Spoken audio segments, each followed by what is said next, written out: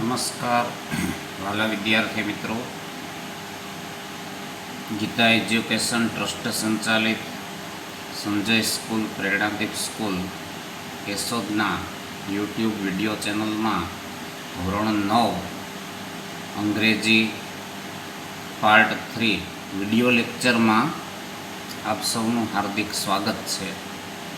વિદ્યાર્થી મિત્રો, અંગ્રેજી પાર્ટ 1માં આપણે પ્રી ટાસ્ક સાથે ગ્લોસરી અને પાઠના ભાષાંતરની સાથોસાથ કેટલાક સમાવિષ્ટ વ્યાકરણના મુદ્દાઓની ચર્ચા કરેલી. પાર્ટ 2માં આપણે C5 સુધીની એક્સરસાઇઝનું સોલ્યુશન સમજેલું અને હવે પાર્ટ 3માં આપણે C6થી આગળ સોલ્યુશન સમજવા જઈ રહ્યા છીએ.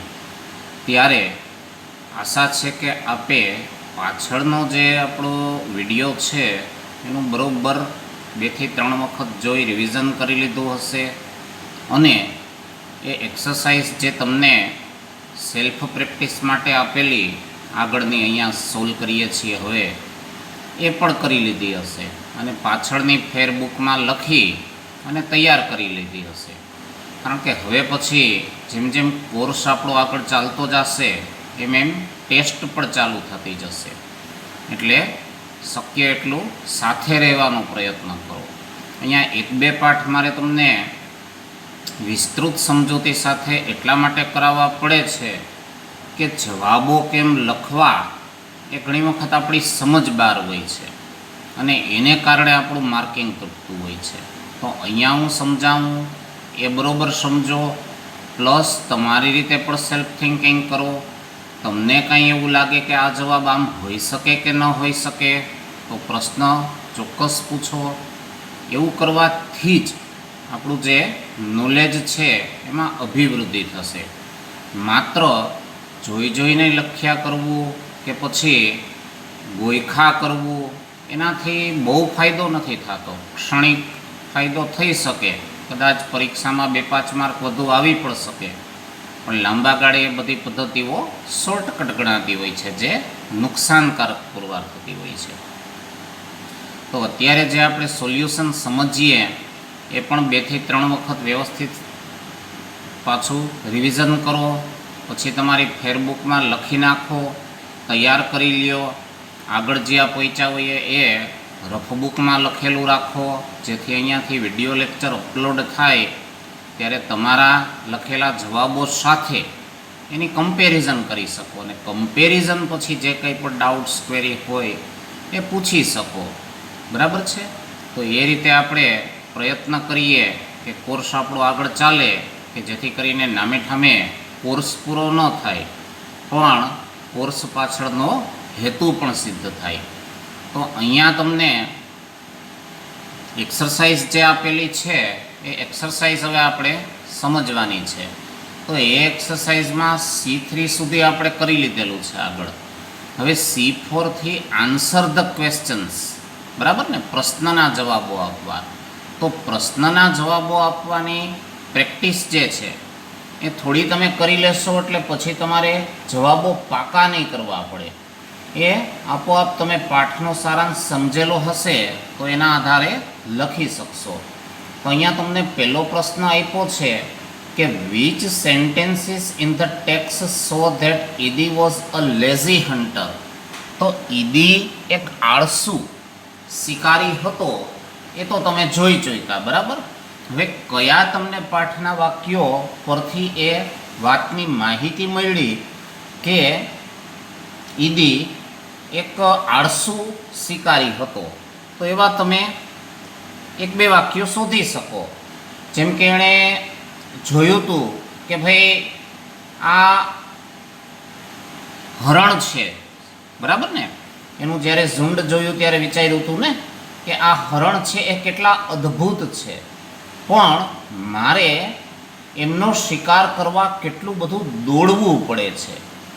તો મારા માટે કોઈ સરળ માર્ગ ન હોઈ શકે? જો આ બધી વસ્તુ જ મહત્ત્વની છે જીવનમાં. આપણે હંમેશા શોર્ટકટ ગોતીએ છીએ અને એ શોર્ટકટ છે ને એને કારણે જ સફળતા નથી મળતી. પણ જે સઘન પ્રયત્ન કરે છે એને સફળતા અચૂક મળતી હોય છે. તો એ આનુષાંગિક વાક્ય જે છે એને તમે અહીંયા લઈ શકો, બરાબર ને.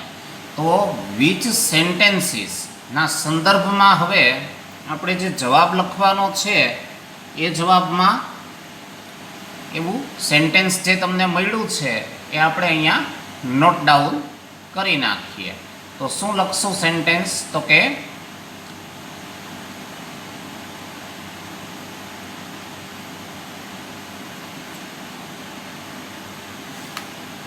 એમના બોલેલા શબ્દો, વિચારેલા શબ્દો એટલે અવતરણ ચિહ્નોમાં, બરાબર ને.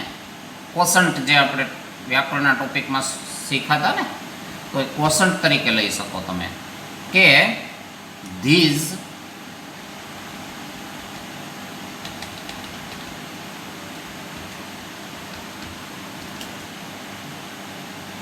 ડિયર આર રિયલી, આ પાઠમાં તમને આપેલું જ છે, બરોબર ને. એમાં તમે ખાલી પાકું કરી લેજો. વેરી રિયલી અથવા very wonderful, but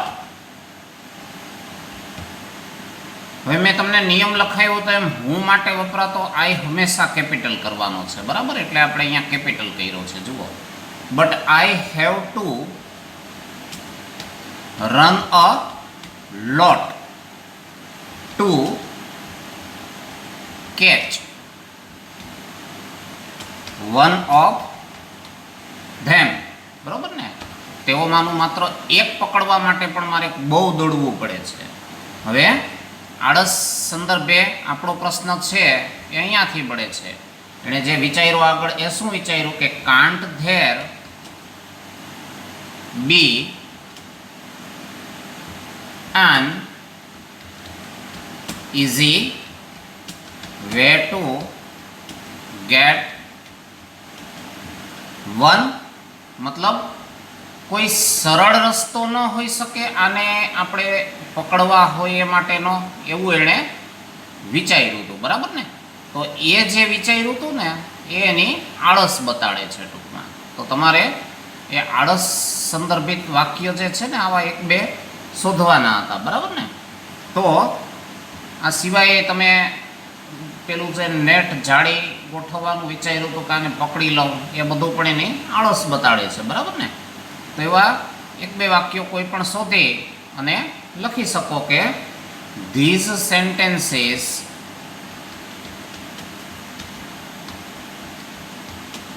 so that Idi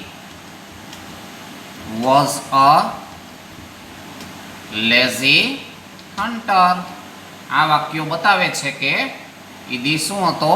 તો કે એક આળસુ શિકારી હતો, બરાબર ને. ચાલો પછી બીજું જુઓ જોઈએ.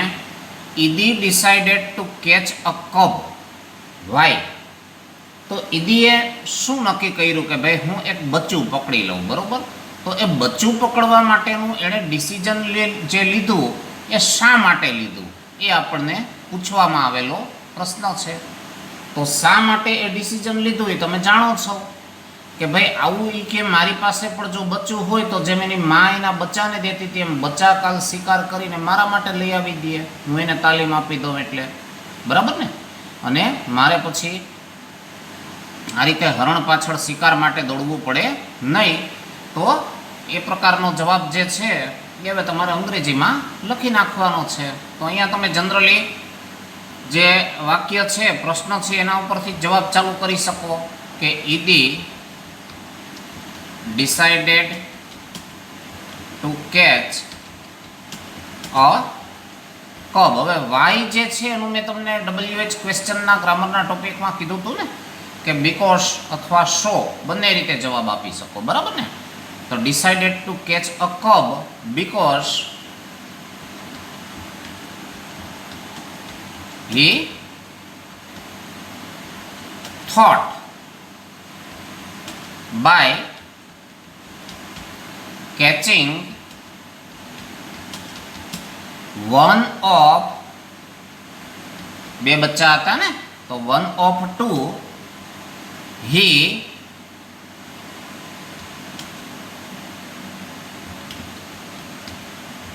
wanted to શું કરવા માંગતો તો? Train it. ઈટ કોના માટે વાપર્યું છે? બચ્ચા માટે.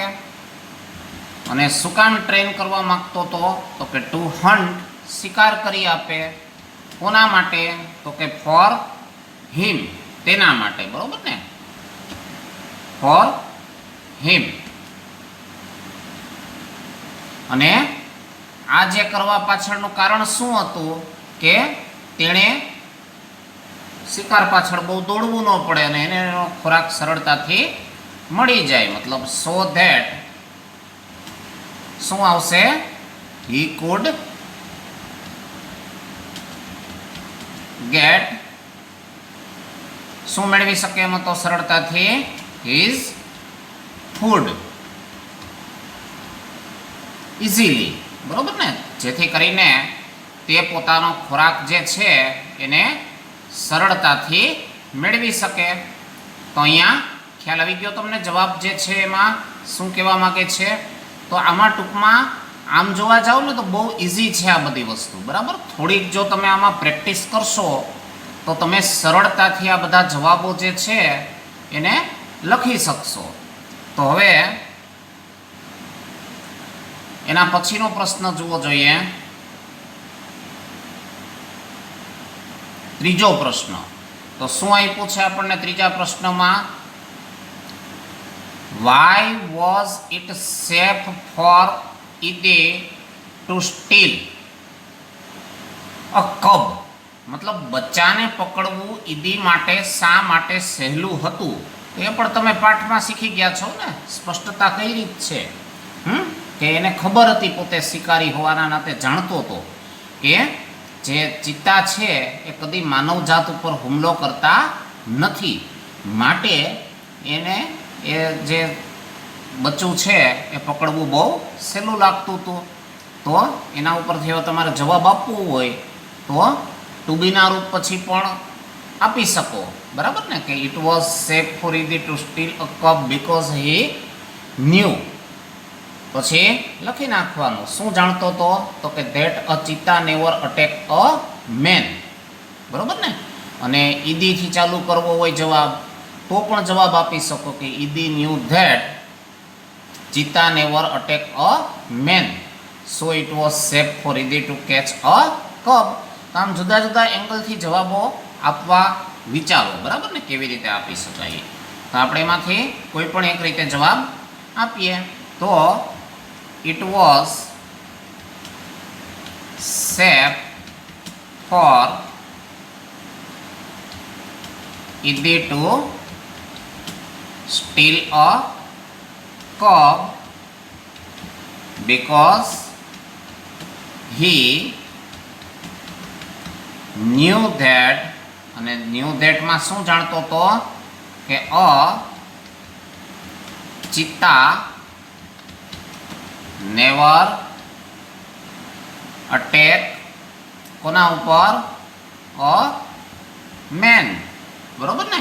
પછી મેં તમને હમણાં કીધું એમ વાય વાળો જવાબ બીકોઝ અથવા સો બંને રીતે આપી શકો. એટલે આને જવાબ તમારે સોથી બનાવવો હોય તો અહીંયા તમે હી છે એ સર્વનામ છે તો આગળ લ્યો તો નામ બની જાય.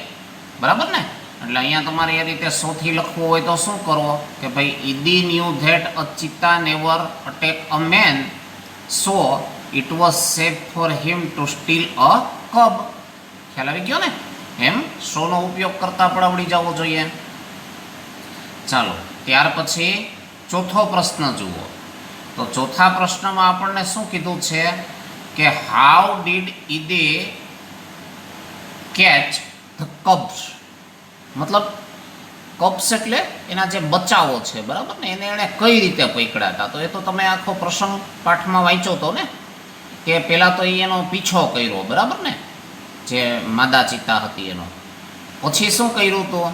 તો કે જેવી માદા ચિત્તાએ પેલા બચ્ચાઓને જે પેલી જાળી છે, બુશ છે, એમાં છુપાવી દીધા, પછી ક્યાં ગઈ હતી? તો કે ઝરણે ગઈ હતી પાણી પીવા, બરાબર ને? એ દરમિયાન ઈદી જે છે એ ત્યાં પહોંચી જાય છે અને પોતાની જાળી ફેંકી અને બચ્ચાને પકડી લે છે. હવે એવો બધો તમે ટૂંકમાં સારાંશ ગુજરાતીમાં તો યાદ રાખી લીધો હોય, બરાબર ને? પાઠ સરસ હતો વાર્તા જેવો, એટલે આવું બધું તો તમને યાદ રહી જ ગયું હોય ને. તો એ યાદ રહી ગયું છે, એને હવે તમારે અંગ્રેજીમાં લખી નાખવાનું છે. તો અંગ્રેજીમાં તમે પેલું કામ એણે શું કર્યું હતું? તો કે ફોલોડ ધ પેલી જે ફિમેલ ચિત્તા છે, બરાબર ને? તો એ પહેલાં લખી નાખો કે ઈદી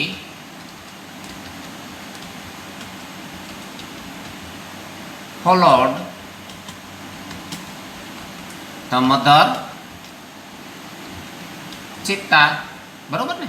એને અનુસર્યો, મતલબ એનો પીછો કર્યો.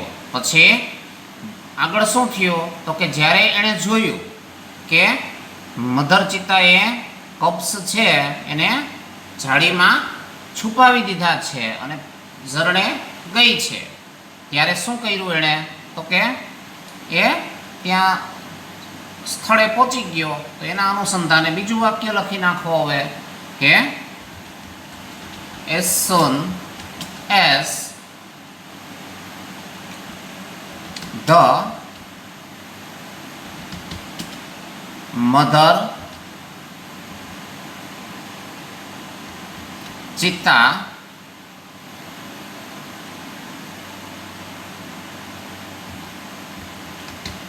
after શું કરીને? તો કે હાઇડિંગ ધ કબ્સ, ક્યાં છુપાવ્યા હતા? તો કે ઇન ધ બુશ. અને શું કર્યું હતું? તો કે લેફ્ટ ફોર શેના માટે? ઝરણે જવા માટે રવાના થઈ. Left for the stream. તો હવે શું કરે છે? તો કે ઈદી રીચડ ધ સ્પોટ, બરાબર ને? ત્યાં પહોંચીને શું કર્યું? તો કે થ્રુ ધ નેટ. અને પછી શું કર્યું? જાળી ફેંકીને. તો કે એન્ડ કોટ, કોને પકડી લીધું? The cubs. બે ફસાઈ ગયા હતા તો બેયને લઈને વયો ગયો હતો ને, એવું હતું ને આપણે પાઠમાં. એ રીતે એનો જવાબ થાય છે, બરાબર ને? હવે પાંચમું જુઓ જોઈએ. How did the mother cheetah react when she didn't find her young ones, બરાબર ને? પોતાના જે યંગ વન્સ છે, મતલબ બચ્ચા છે, એ ન મળ્યા ત્યારે એણે શું એનું રિએક્શન આપ્યું હતું? મતલબ એની પ્રતિક્રિયા શું હતી મધર ચિત્તાની? તો એ તો તમે પાઠમાં જોયું જ હતું ને.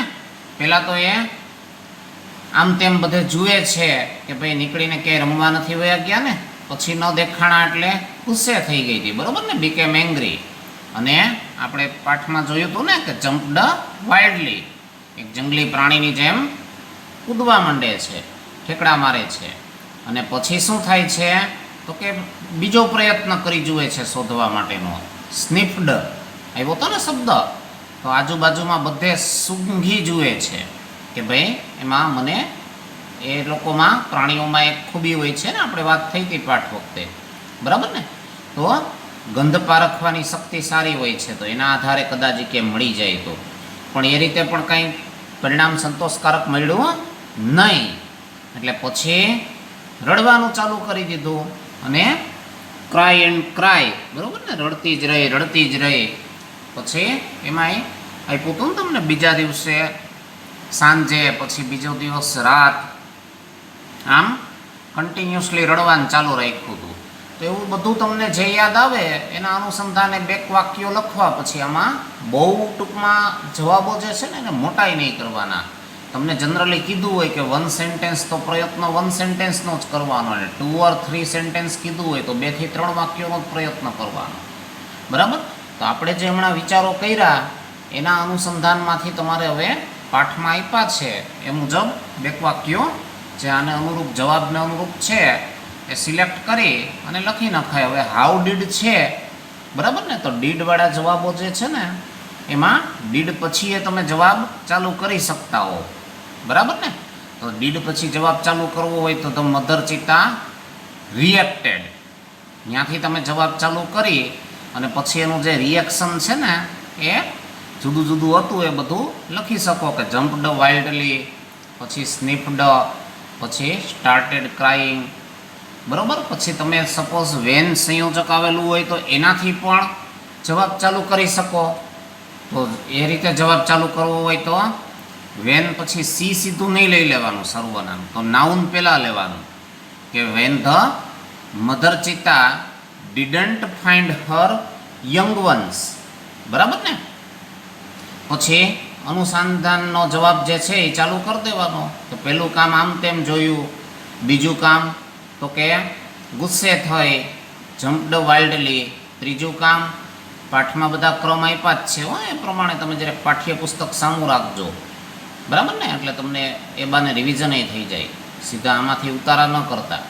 પછી સૂંઘે છે આમ તેમ બધે પણ છતાંય ન મળ્યા એટલે છેલ્લે પછી રડવાનો ચાલુ કર્યું. તો બંને રીતે મેં કીધું તમને જવાબ લખી શકો છો. તો સપોઝ આપણે વેનથી ચાલુ કરવો છે જવાબ, તો વેન પછી the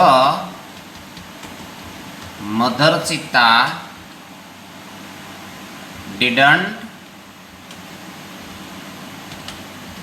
find her young ones, બરાબર ને, પોતાના બચ્ચાને. તો બચ્ચા માટે કયો શબ્દ છે?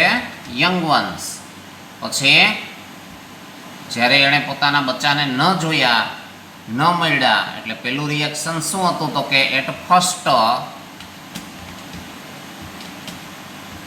સી શું કર્યું હતું? તો કે લુકડ ઓલ અરાઉન્ડ, બરાબર ને, આમ તેમ બધે જોયું. હવે જોવા છતાંય ન મળ્યા એટલે બીજું કામ શું કર્યું હતું? તો કે સી બીકેમ એંગ્રી,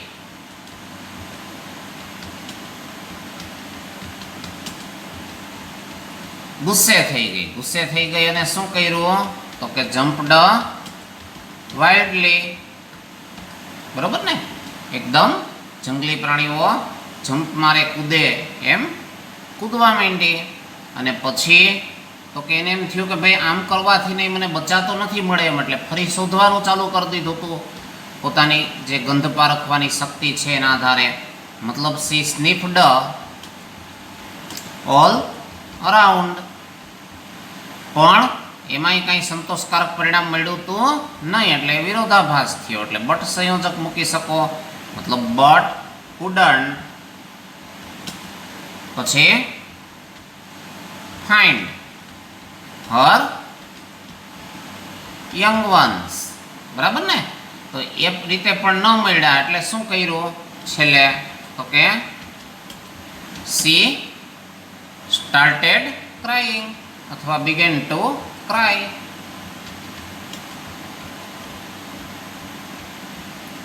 તો આવો તમારી રીતે ટૂંકમાં મારો કહેવાનો ભાવાર્થ સમજાઈ ગયો ને તમને? જવાબ બનાવતા શીખો, બરાબર ને. ખાલી ચોપડીમાંથી બેઠા બેઠા વાક્યો ટીક કરીને ગોખવા એ પણ બહુ મિનિંગફુલ નથી.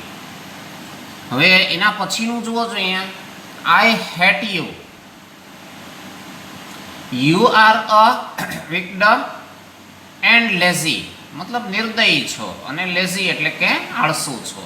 હુ સેડ ધીસ અને ટુ whom, તો આ વાક્ય કોણ બોલ્યું હતું અને કોને કીધું હતું? તો એ તો તમને ખ્યાલ જ છે ને, જે એનો પેલો જે બુઝુર્ગ છે, બરાબર ને, સન્નો, એણે કીધું હતું કે ભાઈ, અને કોને કીધું હતું એ પણ તમે જાણો છો, વિધિને જ કીધું હતું ને કે ભાઈ તું આવો આળસુ છો અને નિર્દયી દૃષ્ટ છો. આવી રીતે બચ્ચા માતા પાસેથી નાના નાના બચ્ચાને છીનવી લેવા એ કોઈ સારી બાબત ગણાય નહીં. તો એ બહુ સિમ્પલી તમે લખી શકો છો, બરાબર ને. હુ સેડ ધીસના અનુસંધાને આપણો જવાબ જે છે એ શું બનશે? I hate you, you are wicked and lazy. પછી એ વાક્યના સંદર્ભમાં this sentence was said by Sano, અને કોને? તો કે ટુ એડી, બરાબર ને? તો એ રીતે જવાબ લખી નાખો.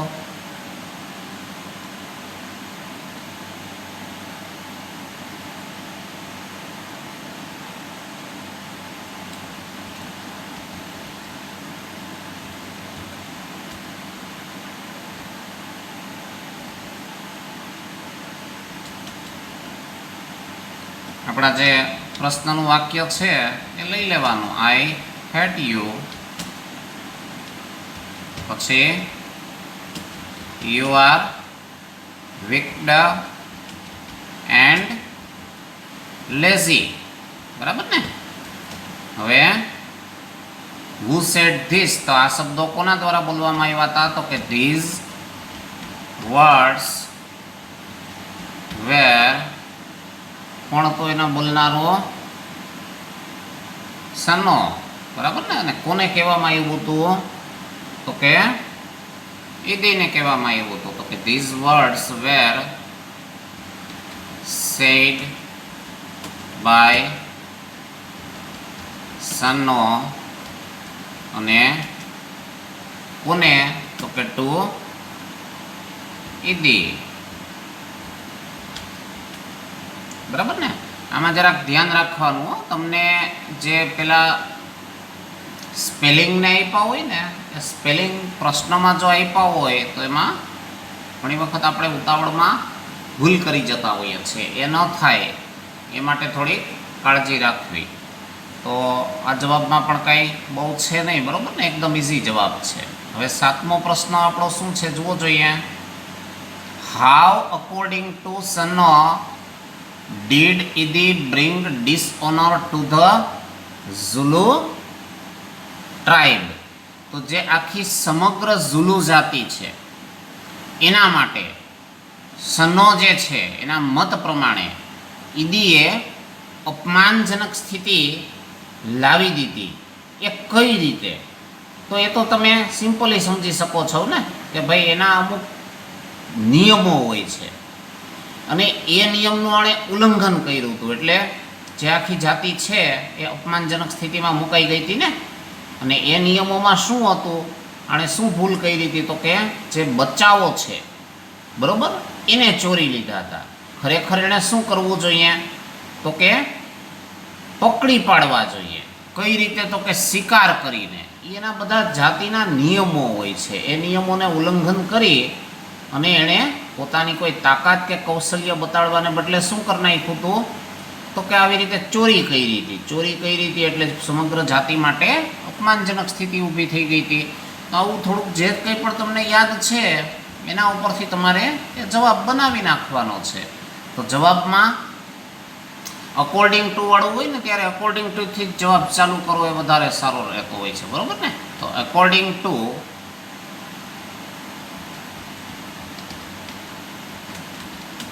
સનો, પછી કોણ લઈ આવ્યું હતું ડિસઓનર? તો કે અકોર્ડિંગ ટુ સનો ઈદી. હવે ડીડ હતું એ ભૂતકાળ હતું, તો અહીંયા ભૂતકાળનું રૂપ મૂકવું પડશે ને. બ્રોટ ડિસઓનર ટુ ધ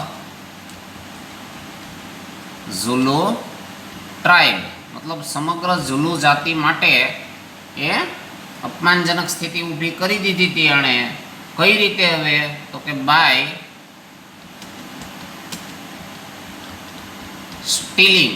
બરોબર ને? સ્ટીલ એટલે ચોરી કરવી. તો બાય સ્ટીલિંગ ધ કબ્સ, બચ્ચાઓની ચોરી કરીને. બરાબર ને? અને ખરેખર શું કરવું જોઈએ? તો કે ઇન્સ્ટેડ ઓફ એટલે ના બદલે. તો ઇન્સ્ટેડ ઓફ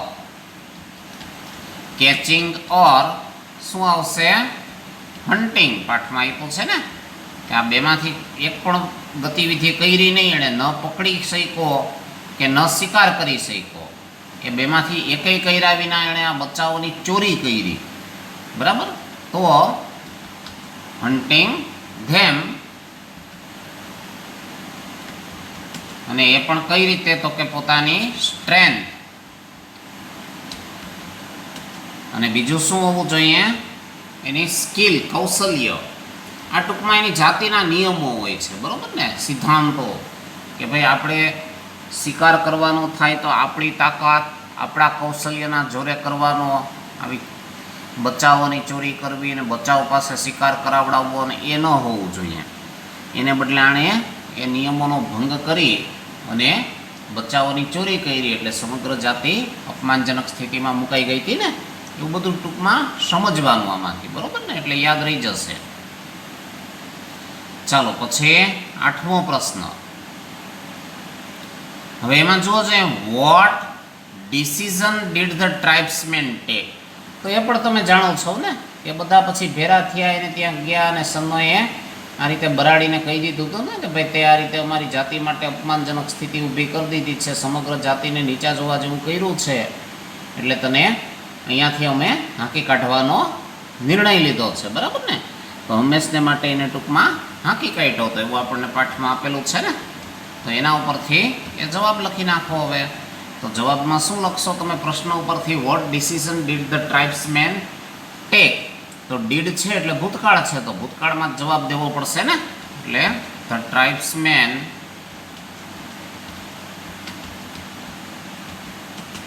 હવે ડિસિઝન છે તો એ નિર્ણય ઉપરથી નિર્ણય લીધો એવા અર્થમાં ડિસાઇડેડ લઈ શકો, બરાબર ને? પછી આમ ડાયરેક્ટ લખવું હોય તો ચાલે હો. ધ ટ્રાઇબ્સમેન ટૂક ટેકનું ભૂતકાળ કરીને ટૂક ધ ડિસિઝન ટુ ડ્રાઈવ અવે ઈદી ફોર એવર એવું લખવું હોય તોય ચાલે. અને ડિસિઝન ઉપરથી ડિસાઇડનું ભૂતકાળ ડિસાઇડેડ કરીને જવાબ બનાવવો હોય તોય ચાલે, બરાબર ને? આમ જુદું જુદું વિચારતા જાજો બધું. અહીંયા હું તમને કરાવું છું એ પાછળનું કારણ થોડુંક એ જ છે કે તમારી રીતે હવે થોડી સેલ્ફ પ્રેક્ટિસ કરવાની છે. તો ટુ ડ્રાઈવ હવે કોને હાંકી કાઢવાનો? ઈદીને. તો ધ ટ્રાઇબ્સમેન ડિસાઇડેડ ટુ ડ્રાઈવ અવે ઈદી ફોર એવર એટલે હંમેશને માટે ફ્રોમ ધેર વિલેજ, બરાબર ને? આવો નિર્ણય લીધો તો એટલે આ રીતે તમે લખી શકો. એ હવે ત્યાર પછી 9મું જુઓ જોઈએ. What is the message of the stories of cheetah's tear? Cheetah's tears જે છે એ વાર્તામાંથી તમને સંદેશો શું મળ્યો? આપણે સામાન્ય રીતે ગુજરાતી કે હિન્દીમાં આવો છેલ્લે લખતા હોઈએ ને, શીખ, બરાબર ને? તો એવું જ અહીંયા પણ તમારે કરવાનું થાય છે. તો તમે આમાંથી શું સંદેશો મેળવી શક્યા? તો કે ભાઈ કોઈ પણ પ્રાણી, કારણ કે તમે જોયું ને એનામાં પરમેનન્ટ સ્પોટ થઈ ગયા, એટલું એ માદા ચિત્તાને રડવું આવ્યું હતું પોતાના બચ્ચા ખોવાઈ ગયા એટલે. તો જેટલી આપણે દુઃખની લાગણી અનુભવીએ છીએ એટલી જ અત્યાચાર કરવાથી પ્રાણીઓ પણ લાગણી દુઃખની અનુભવતા હોય છે, એટલે કોઈની જોઈએ નહીં એવી આપણને આમાં શીખ મળી, બરાબર ને? તો એ ટાઈપનો મેસેજ તમે એમાં લખી શકો, બરાબર ને? કે ભાઈ આપણે કોઈ પ્રત્યે એક તો અપ્રમાણિક ન થવું જોઈએ, પછી તો કે કોઈની લાગણીઓ દુભવવી જોઈએ નહીં. પછી ભલે એ મનુષ્યને બદલે પ્રાણી હોય તો પણ એની લાગણી જે છે એ દુભાય એવું કરવું જોઈએ નહીં. તો એ ટાઈપનો જવાબ બનાવી લેવાનો આના ઉપરથી તમારે. તો what is the message of the story? તો અહીંયા આપણે ધથી ચાલુ કરી શકીએ. The message of the story of cheetah's tears is that we ને વી ને બદલે કદાચ વન વાપરો તોય ચાલે, બરોબર ને? આપણે એમ કહેવાને બદલે વન મતલબ કોઈ પણ વ્યક્તિ, એમ વન શુડ મેં અગાઉ કીધું હતું ને, નૈતિક ફરજ માટે વપરાતું સહાયક ક્રિયાપદ છે, ઓક્ઝિલરી. તો વન શુડ નોટ શું કરવાનું? તો કે શુડ નોટ બી ડિસઓનેસ્ટ, અપ્રમાણિક થવું જોઈએ નહીં. એન્ડ હર્ટ, બરાબર ને? દુભાવવું ટૂંકમાં. The feelings of any animals, મતલબ કોઈ પ્રાણીઓની લાગણી દુભાવવી જોઈએ નહીં. અને બીજું શું શીખ મળી આપણને? તો કે ડિસઓનેસ્ટ મતલબ અપ્રમાણિક પણ થવું જોઈએ નહીં. તો આ બે શિખામણ જે છે એ તમે આમાં લખી શકો, બરાબર ને? તો બહુ સહેલું હોય છે આ બધું. જેમ જેમ પ્રેક્ટિસ કરશો ને એમ એમ તમને આ બધું યાદ રહી જતું જશે. હવે C5માં જુઓ જોઈએ, read the facts about cheetah from the text. પાઠમાં આવી ગયા ને આપણે એના વિશે તથ્યો બધા. છેલ્લે તમને ચિત્ર સાથે આપ્યા જ છે બધા ટેક્સ્ટ બુકમાં, બરાબર ને? અને કમ્પ્લીટ ધ ટેબલ, એના આધારે આ ટેબલની પૂર્તતા કરવાની છે. તો તમને પાઠ્યપુસ્તકમાં બધી માહિતી તો આપેલી જ છે ને. એની ઊંચાઈ તો કેટલી આપી હતી? ઊંચાઈ 100 સેન્ટીમીટર આપેલી હતી ને. અહીંયા તમે હાઇટ જે છે ત્યાં લખી નાખો 100 સેન્ટીમીટર. પછી વેઇટ મતલબ એના વજનની વાત કરીએ તો વજન જે છે એ બુક મુજબ કેટલું હતું? તો કે 65 kg, બરાબર ને? પછી એજ ઓફ મેચ્યોરિટી મતલબ એની પરિપક્વતા જે છે, એની ઉંમર મતલબ કેટલી ઉંમરે પરિપક્વ થાય છે, શિકાર કરી શકે, પોતાનું સંભાળ રાખી શકે. તો 2 વર્ષ આપ્યા છે ને. ચિત્રની બાજુમાં બધું આપ્યું જ છે, જોઈ લેજો ટેક્સ્ટ બુકમાં, બરાબર ને? હવે એના આઈડેન્ટિફિકેશન જે છે, બરાબર, મતલબ તમે કઈ રીતે નક્કી કરી શકો કે આ ચિત્તો જ છે, તો એ માટે પણ તમને આપ્યું જ છે ને બધું. એક તો એનું શરીર જે છે એ કમ્પેરેટિવલી કેવું છે? હલકું છે, બહુ વજનવાળું છે નહીં, એટલે લાઇટર બોડી. પછી બીજી શું એની આઈડેન્ટિફિકેશનમાં હતું? તો કે એના જે લેગ્સ છે, પગ છે, એ કેવા હતા? તો કે લાંબા હોય છે એની કમ્પેરિઝનમાં, બરાબર ને? એટલે લોંગર લેગ્સ લખી શકો. પછી ત્રીજું આઈડેન્ટિફિકેશન મેઇન જે આપ્યું હતું એ શું હતું? કે એમાં છૂટાછવાયા બ્લેક સ્પોટ્સ હતા, બરાબર ને? આઇસોલેટેડ. જ્યારે ઓલામાં દીપડામાં ઝુમખા હોય છે, એમાં આપણને ચર્ચા કરીને આપી હતી ને બધી. તો એ ખાસ યાદ રાખવાનું બે વચ્ચેનું ડિફરન્સ. તો આઇસોલેટેડ બ્લેક શું હતું? સ્પોટ્સ, બરાબર ને?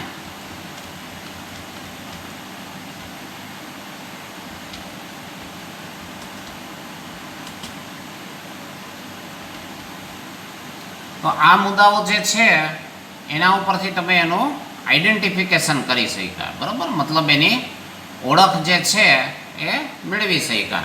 આવા મુદ્દાઓ જે છે ને એ ખાસ પાકા કરી લ્યો. ખાલી તમારે ટૂંકમાં લખે રાખવાથી ને ફાયદો નથી. ટોટલ આપણે આવા આઈડેન્ટિફિકેશન માર્કના 3 મુદ્દાઓ મુખ્ય યાદ રાખવાના છે, બરાબર? એના દ્વારા તમે દીપડાને અને ચિત્તાને પણ અલગ પાડી શકો છો. હવે જે વાત છે એ શું છે? એનું હેબિટેટ. હેબિટેટ મતલબ રહેવાશ. તો એનું રહેઠાણ જે છે એની સ્પષ્ટતા આપણને કરેલી જ હતી પાઠમાં, બરાબર ને? પહેલાં તો આપણા ભારતમાં હતા, પણ કંઈક 1950માં છેલ્લા જે ચિત્તા હતા એનો પણ શિકાર થઈ ગયો હતો ને, એટલે હવે ભારતમાં નામશેષ થઈ ગયા છે. પણ અત્યારે પણ આફ્રિકાના જંગલોમાં હજી મળી આવે છે એવું આપણને પાઠમાં આપેલું છે ને. એના આધારે અહીંયા એ લખી નાખો કે found in the jungles of Africa, બરાબર ને? અને બીજે ક્યાંય અત્યારે જોવા મળતા નથી, એટલે અહીંયા તમે ઓનલી શબ્દ વાપરો તોય ચાલે. ચાલો, પછી એની સ્પીડની પણ ચર્ચા થઈ ગઈ હતી. સ્પીડ આપણને કીધું હતું કે ભાઈ અત્યારે આમ જોવા જાવ તો અર્થ ઉપરનું ફાસ્ટેસ્ટ પ્રાણી ગણી શકો એમ છો ને. 100 કિલોમીટર પર કલાકની ઝડપ આપી હતી આપણને, પણ એ બહુ કોન્સ્ટન્ટલી લાંબો સમય સુધી સસલા કે બીજા પ્રાણીઓની જેમ દોડી શકતું નથી. એટલે એ ટૂંકમાં લિમિટેડ ટાઈમ માટે એટલી સ્પીડથી દોડી શકે છે, એવી સ્પષ્ટતા છે ને. તો એ અહીંયા તમે લખી શકો કે 100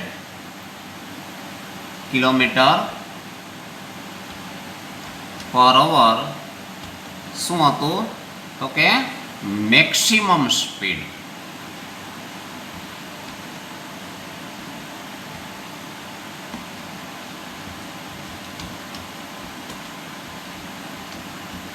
અને બીજું શું આપ્યું છે?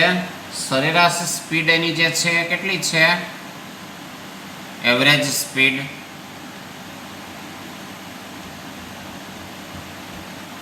એ પણ તમે પાઠમાં આવી ગયું છે. 90 km/h આપી છે, બરાબર ને? તો એ પણ અહીંયા તમે લઈ શકો એમ છો ને, 90 km/h. તો એ બંને વસ્તુ જે છે એ તમારે આમાં યાદ રાખવાની થાય છે, બરાબર ને? તો આવું બધું જેમ જેમ તમે પાકું કરતા જશો ને એમ એમ પછી તમને આ બધું સહેલું લાગશે, બરાબર ને? શરૂઆતમાં થોડોક ટાઈમ આપણને અંગ્રેજી વિષય લાગે છે અઘરો, પણ પછી જેમ જેમ એમાં રસ લઈએ એટલે પછી એ આનંદનો વિષય બનતો જશે. તો બે મુદ્દા હજી ટાંકી દો. પેલું પણ લખી નાખો, એવરેજ સ્પીડવાળું. કેટલી હતી? 90 km/h. શું હતું? તો કે એવરેજ સ્પીડ.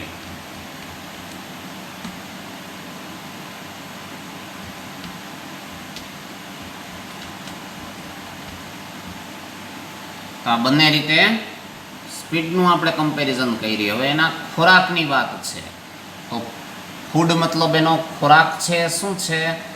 તો કે આપણે પાઠમાં આવ્યું હતું ને, મિડલ સાઇઝડ, બરાબર ને? મધ્યમ કદના, બહુ મોટા વિશાળ કદના નથી લેતું. બક્ષ છે મતલબ કાળિયારો છે, પછી હેર સસલાના શિકાર કરે છે, અને મોટા મોટા પક્ષીઓના પણ શિકાર કરે છે. આ બધું ક્યારેક તમે ડિસ્કવરી ચેનલમાં જુઓ ને તો તમને બહુ આશ્ચર્ય પમાડી દે એવી એની બધી શિકારની શૈલીઓ હોય છે, બરાબર ને? એટલે એ કુદરતે આપેલી એને એક ક્ષમતા હોય છે, શક્તિ હોય છે. તો આપણે એ ટાઈપનું અહીંયા જવાબ લખી શકીએ કે કેવા પેલા તો કે મિડલ સાઇઝડ. પાઠમાં જુઓ આપ્યું છે છેલ્લે. મિડલ સાઇઝડ શું કરે છે? તો કે કાળિયાર, બક્ષ. પછી બીજા કોનો શિકાર કરતું હતું? હેર્સ. અને મોટા પક્ષીઓનો પણ શિકાર કરે છે ને, મતલબ એન્ડ લાર્જ બર્ડ્સ. તો આ ટાઈપનો જે જવાબ છે એ આમાં તમારે લખવાનો છે, બરાબર ને?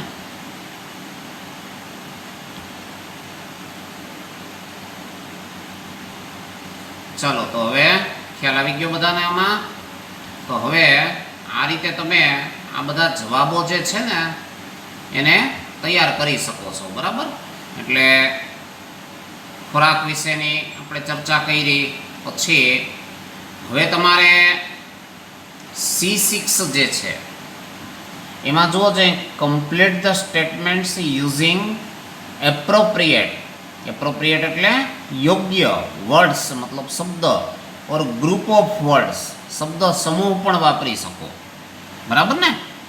તો એક ઉપયોગ કરી અને તમારે આ સેન્ટેન્સ છે ને, વિધાન છે ને, સ્ટેટમેન્ટ, એને પૂર્ણ કરવાના છે. મતલબ તમારી પાસે અહીંયા કમ્પોઝિશનનો હેતુ એ જ છે કે પાઠનું અવારનવાર રિવિઝન કરો, બરાબર ને? દરેક સ્ટેટમેન્ટ વખતે એક વખત રિવિઝન કરવા. ચાલો, તો પેલું જુઓ જોઈએ. ઈદી વોન્ટેડ એન ડેશ. તો શું આવ્યું હતું એમાં? ઇઝી સાથે શું જોડી શકો એમ છો? સરળ રસ્તો જોતો હતો ને એને આ હરણ પકડવા માટેનો. તો એ ઉપરથી શબ્દ સમૂહ જે મૂકવાનો થશે તમારે ફ્રેશ, એ શું મૂકી દેશો? તો કે એન ઇઝી વે, બરાબર ને? To catch dear.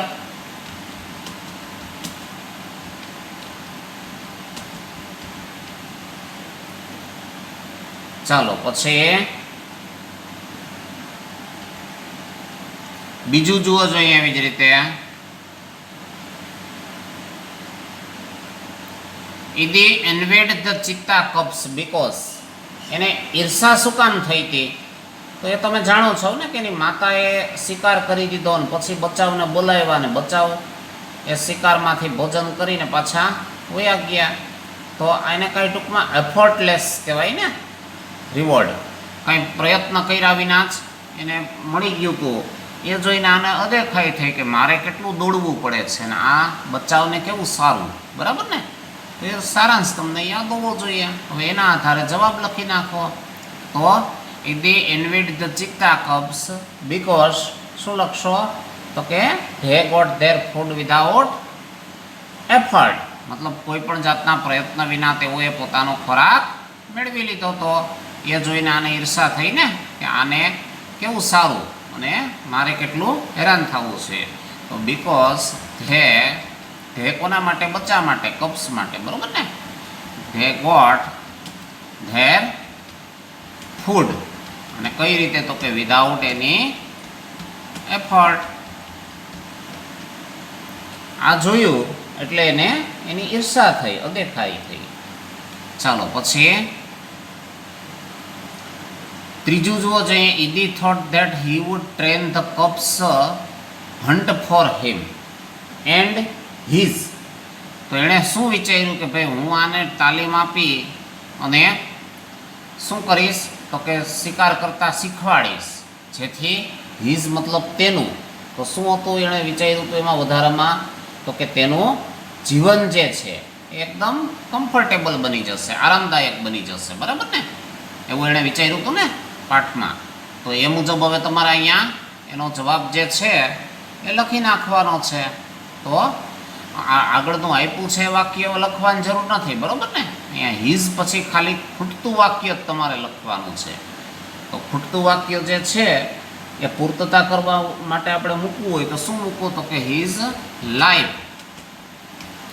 આ પાઠમાં આપેલું જ છે તમને. વુડ બી વેરી કેવી થઈ જશે? કમ્ફર્ટેબલ.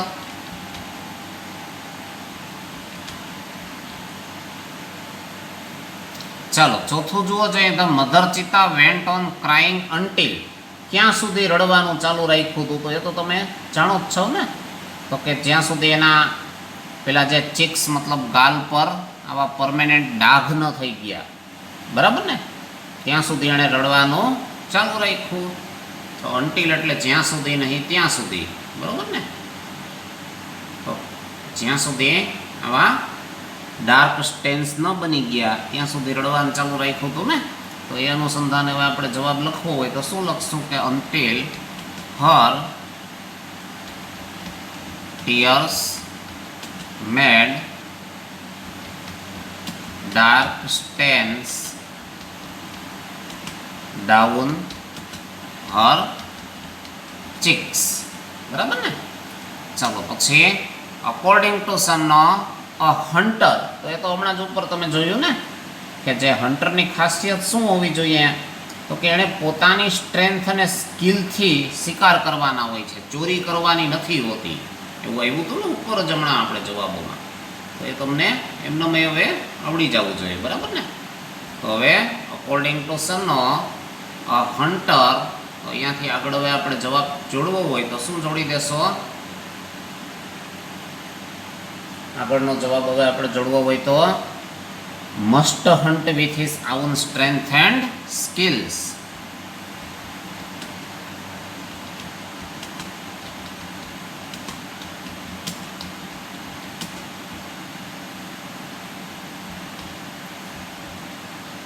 એક તો સ્કિલ એટલે શું થાય છે? કૌશલ્ય પોતાનું, બરાબર ને? અને બીજું શું એની પાસે હોવું જોઈએ?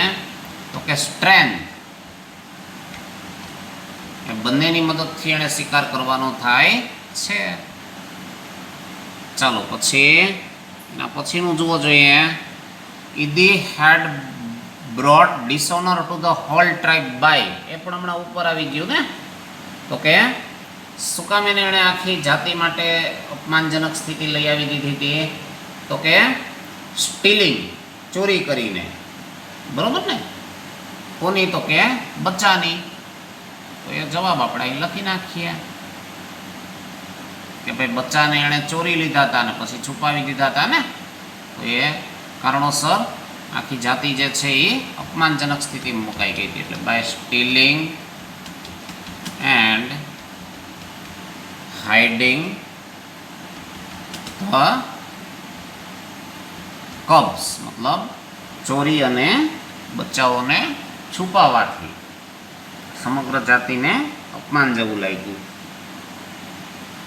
તો હવે C6માં કાંઈ ડાઉટ જેવું નથી ને. હવે ત્યાર પછી જુઓ જોઈએ C7, એમાં તમારે discuss this with your friends and teacher in the class. હવે અત્યારે આપણે સમજીએ છીએ ક્લાસ તો કાંઈ ચાલુ નથી, બરાબર, પણ અહીંયા તમને કીધું છે કે you may use your mother tongue, માતૃભાષાનો ઉપયોગ કરવાની એ છૂટ છે, પણ તમારે ડિસ્કસ કરવાની છે, આ મુદ્દાઓ ઉપર ચર્ચા કરવાની છે, બરાબર ને. તો પહેલો મુદ્દો શું છે કે what do you think about earning without effort. તો અર્નિંગ વિધાઉટ એફર્ટ જે છે એનો અર્થ જ એ થયો ને કે પ્રયત્ન વિના કંઈક મેળવી લેવું.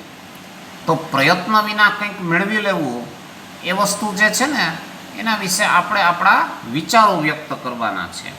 તો અહીંયા તમે જોયું ને કે જે પેલો ઈદી છે એ પ્રયત્ન વિના મેળવી લેવાના હેતુસર બચ્ચાની ચોરી કરી લે છે, તો મેળવવાને બદલે એણે ઝાઝું બધું ગુમાવવું પડ્યું ને, એને ગામમાંથી ઝાંકી કાઢવો પડ્યો. તો જીવનમાં દરેક વખતે જો વ્યક્તિ આવું વિચારે કે હું કંઈ પ્રયત્ન ન કરું અને બેઠા બેઠા બધું મને મળી જાય, તો એ એના પોતાના માટે બહુ નુકસાનકારક હોય છે, બરાબર ને. તો આવા બીજા પણ તમે કેટલાક પ્રસંગો મેળવી શકશો, જેમ પેલો કઠિયારાની વાર્તા પણ તમે સાંભળી છે ને, એમાં એ જ હતું ને કે ભાઈ કુહાડી એની જે કૂવામાં પડી ગઈ અને ભગવાને સોનાની દીધી તો કે ના એ મારી નથી, ચાંદીની દીધી તો પણ ના પાડી દીધી કે ના એ મારી નથી, અને છેલ્લે જે પોતાની હતી એ લઈ આવ્યા ભગવાન ત્યારે કીધું કે ભાઈ હા આ જ મારી છે. પછી એને પ્રમાણિકતાના ઇનામ સ્વરૂપે ભગવાને વરદાન પણ આપ્યું ને. પણ જો એણે પેલા જ વખતે લાલચ રાખી હોત તો એને કદાચ ફાયદાને બદલે નુકસાન થયું હોત. તો આવા બીજા ઘણા પ્રસંગો તમને મળી શકે કે જ્યાં માણસ સસ્તું, બરાબર ને, ઓછા પ્રયત્ને વધુ મેળવવાનું જ્યારે કરે છે પ્રયાસ, ત્યારે એ હંમેશા શું થતું હોય છે, ફાયદાને બદલે નુકસાનમાં રહેતો હોય છે. એવી ચર્ચા હવે તમે નિશાળ તો ચાલુ નથી એટલે તમારા પરિવારના સભ્યો સાથે કરવાની છે, બરાબર ને. પછી બીજું જુઓ જોઈએ, do you justify this act of catching the cups અને વાય. તો સીધી વાત છે, બરાબર ને, કે ભાઈ આ ઈડીનું કાર્ય છે એ તમને યોગ્ય લાગે છે, તો એ તો ન જ લાગે ને, કોઈને ન લાગે, બરાબર ને. કારણ કે એ રીતે કોઈ બચ્ચા જે છે એને એની માતાથી વિખૂટા પાડી દેવા એ કોઈ સંજોગોમાં ઉચિત કહેવાય નહીં. અને ઈશ્વરે આપણને બુદ્ધિ આપી છે, બરાબર ને, તો એનો અર્થ એવો નથી કે આપણાથી નાના જીવો છે, ઓછા બુદ્ધિશાળી છે કે ઓછા શક્તિવાળા છે, એ બધાને આ રીતે આપણે હેરાન કરવા. તો એવું આપણને આના ઉપરથી તારણ મળે છે. એટલે આપણે કહીએ છીએ કે એણે જે કર્યું હતું એ કૃત્ય જરાય ઉચિત હતું નહીં. હવે ત્રીજું જુઓ, every tribe has it's on traditions, બરાબર ને. બધી જે આવી ટ્રાઇબ્સ હોય છે, આદિવાસી જાતિઓને હોય છે ને, તો find out some traditions of the. હવે એમાં તમને આ જે પ્રશ્ન છે ને એમાં traditions of the Adivasis of the Dangs, બરાબર, એન્ડ પંચમહાલ્સ. આપણા ગુજરાતના જ બે જિલ્લાઓ આપ્યા છે ને, ડાંગ અને પંચમહાલ.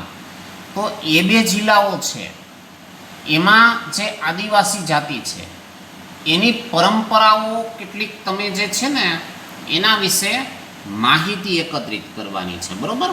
તો એ માહિતી તમને આપું છું હું હોમવર્કમાં. તમે આ બધું તો આમ હવે બધો મલ્ટીમીડિયાનો જમાનો છે એટલે નેટની મદદથી પણ જાણી શકશો. પણ ખરેખર આ નહોતું ત્યારે એક વસ્તુ કેવી થતી કે ફરજિયાત તમારે આ વિસ્તારના કોઈ લોકો છે એનો સંપર્ક કરવો પડે, બરાબર. અત્યારે તો ઘણા આપણે આજુબાજુમાં જોવા મળતા હોય છે, આ વિસ્તારમાંથી નોકરિયાત માણસો પણ આ બાજુ આવ્યા હોય છે. તો તમારે એક નાની એવી એક્ટિવિટી કરવાની કે આ ડાંગના કે પંચમહાલના કે કોઈ ઘણી વખત મજૂરો છે, બરાબર ને, એ પણ અહીંયા આવતા હોય છે કામ કરવા, અને ઘણી વખત અધિકારીઓ પણ નોકરીઓ કરતા હોય છે. તો એવા વ્યક્તિઓનો સંપર્ક કરી અને ત્યાંના જે આવા ટ્રેડિશન્સ છે એ વિશે માહિતી મેળવો. સીધો બેઠો ઉતારો કોઈ નેટમાંથી કે ન કરો, બરાબર ને. પછી what would you like to be, Idi or Sano, અને ગીવ રીઝન્સ એટલે કારણ આપવાના છે, ફોર યોર ચોઇસ. તો એ તો સિમ્પલી તમે જોઈ શકો, બરાબર ને, કે ભાઈ તમને ઈદી અને સનોમાંથી શું થવું ગમે, તો કોઈને ઈદીનું કૃત્ય ગમશે ન ગમે, બરાબર ને. એટલે ઈદી થવું કોઈને પસંદ પડશે ન પડે, પણ સનો થવું ચોક્કસ ગમશે, કારણ કે એનામાં માણસાઈ હતી, માનવતા હતી, જીવદયા હતી, બરાબર ને. અને એણે આ બચ્ચાઓ જે જોઈ હતા પેલા ઈદીએ, એને ખભે પોતાના ઉંચકીને એની માતા પાસે મૂકી આવ્યો, કારણ કે એનાથી એની માતાનું રુદન પણ સહન નહોતું થયું.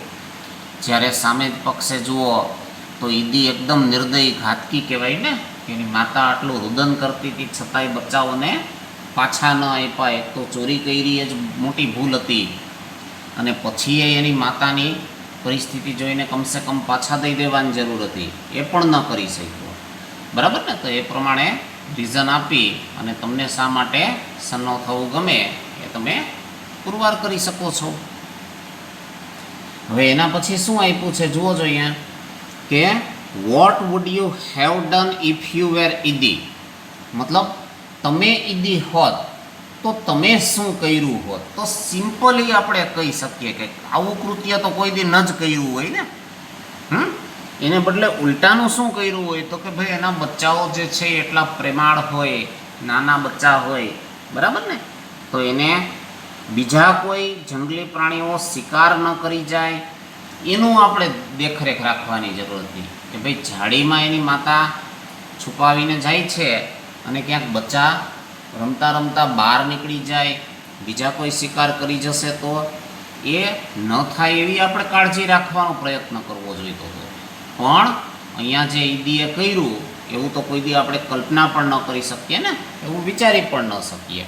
તો આ મુદ્દો જે છે એ તમને તમારી રીતે ટૂંકમાં મેં કીધું એ બધું લખવાની જરૂર નથી, બરાબર ને. આવું બધું સેલ્ફ થિંકિંગ કરવાનું છે આમાં, અને એનું ડિસ્કશન તમે તમારા પેરેન્ટ્સ સાથે, પરિવારજનો સાથે કરો તો એમાંથી તમને ઘણું નવું બીજું શીખવા જાણવા મળશે. તો આ જે સેક્શન છે ને એ આપણે પહેલાં તમે ક્લિયર કરી લ્યો, બરાબર. પછી આપણે લેંગ્વેજ સેક્શનને લેશું, પણ એ પહેલાં આ સેક્શન બરાબર સારા અક્ષરે લખી પાકું કરી લ્યો, અને ત્યાર પછી તમને જે લેંગ્વેજ સેક્શન આપ્યું છે ને એમાં તમે સેલ્ફ પ્રેક્ટિસ કરો, બરાબર ને, જાતે પ્રયત્ન કરો, બહુ સહેલું છે. અને પછી અહીંયાથી હું સોલ્વ કરાવું ને ત્યારે તમે જોશો તો તમને થોડુંક વધારે ખ્યાલ આવશે કે આપણી શું ભૂલો હતી. બાકી ખાલી નામે ઠામે હું કહું અને તમે લેખા કરશો તો એનાથી પણ બહુ ફાયદો થશે નહીં. તો આ મુદ્દા જે છે એમાં તો હવે હું માનું ત્યાં સુધી કોઈને કાંઈ ડાઉટ જેવું નથી, બરાબર ને. તો C7 સુધી બરાબર વ્યવસ્થિત ફેરબુકમાં લખી લ્યો, અને ત્યાર પછી C7 પછી એ કમ્પોઝિશન સેક્શન પૂરું થાય છે, એટલે L1થી પાછા લેંગ્વેજના જવાબો રફબુકમાં લખેલ રાખો. 1-2 દિવસમાં આપણે એનો વિડીયો અપલોડ કરશો, અને હવે થોડું ગણિત પણ ચાલુ થઈ રહ્યું છે આપણું, બરાબર ને. તો એના પણ આજકાલમાં વિડીયો આવશે, એની સાથે એ પણ તૈયારી ચાલુ કરી દો. તો અત્યારે આપણે એટલું રાખીએ, બરાબર ને. બધાને બેસ્ટ ઓફ લક.